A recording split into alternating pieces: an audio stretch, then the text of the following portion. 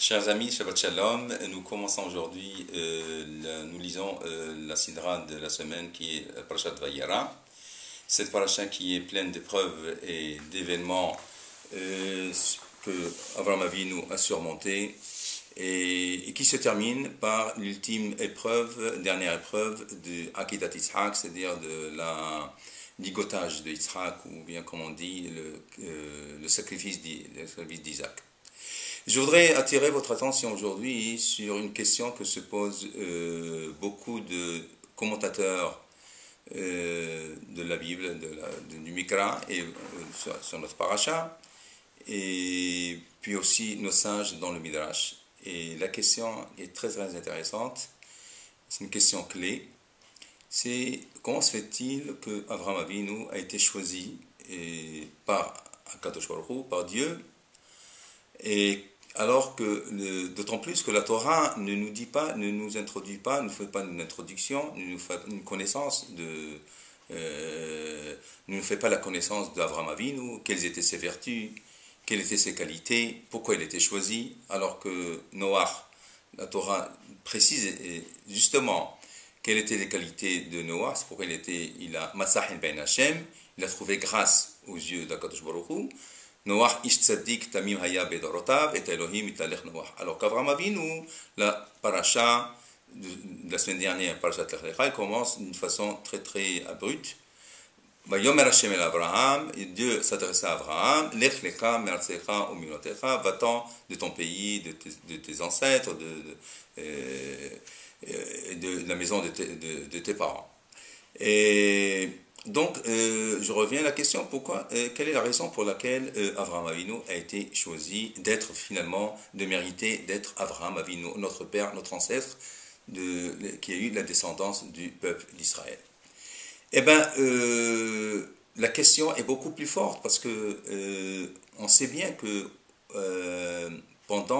à l'époque d'Avraham Avinu, il n'était pas le seul à être juste et plein de vertus. Il y avait d'autres rabbanim, il y avait d'autres autorités morales, des sages, comme par exemple Shem ve'Ever. Shem ve'Ever, nous savons qu'il y avait un Bet Midrash de Shem ve'Ever, et même Avraham Avinu, Yitzhak Avinu, Yaakov Avinu se sont adressés, ils ont étudié aussi dans le Bet Midrash de Shem ve'Ever.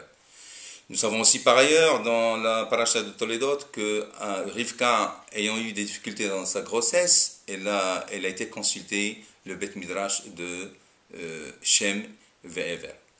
Eh bien, la réponse à cette question est la suivante. Nous la trouvons dans notre paracha, dans le chapitre 18, verset 19, qui est dative Leman asher etzaveh et banav ve'et beto aharav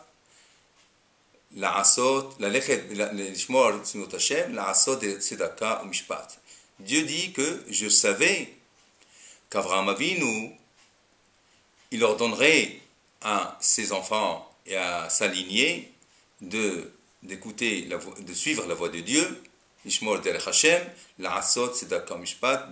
d'être plein de vertu et de justice. Eh bien justement, c'est la réponse à notre question, parce que c'est une question de ce qu'on appelle Masoret. Je ne traduirai pas Masoret par tradition, je traduirai plutôt Masoret par transmission.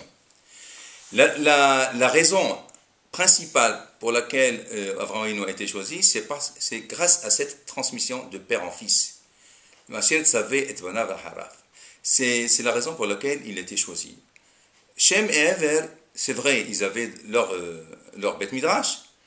Celui qui voulait s'abreuver de Torah et être plein de connaissances de Torah, il venait à Bet Midrash. Mais eux ne s'ouvraient pas vers l'extérieur, ils n'allaient pas enseigner aux autres, ils étaient assis, ils étaient repliés dans leur Bet Midrash, et celui qui venait étudier, comme Yaakov Avinu, qui en allant à Haran est allé étudier 14 ans au Bet Midrash de Shem ve'Ever, mais il ne savait pas transmettre aux autres la connaissance d'Akadosh Baruch Hu et les mitzvot.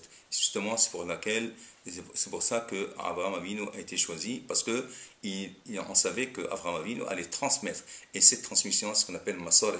C'est pour ça que le Pirkei Avot dit Moshe kibbel Torah miSinai, Umsarah Yoshua, il a transmis Yoshua.